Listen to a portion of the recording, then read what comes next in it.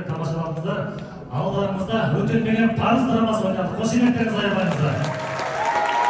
Қойылымның авторы ортамызда отыр, Қазақстанның құрметті жазушысы, мемлекеттік сыйлықтың иегері, сөз зергері Төлен Әбдік ағамыз бен автор ортамызда отыр. Қошеметтеп қойыңыздар.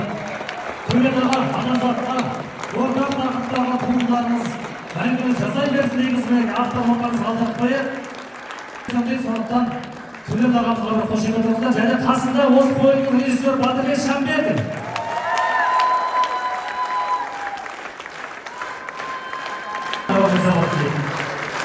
Біз мынау Астанаға ат басын бұрған бірінші себебіміз биыл бізге Шахмет Құсайынов атындағы Қазақ музыкалық драма театрына 30 жыл құрмет тағайындады.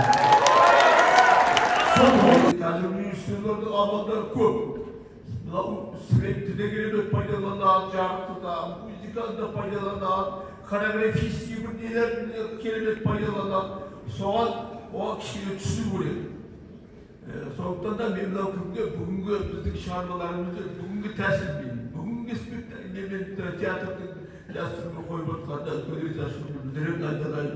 Талантты режиссерсің сен, сондықтан талантты тасың берсін.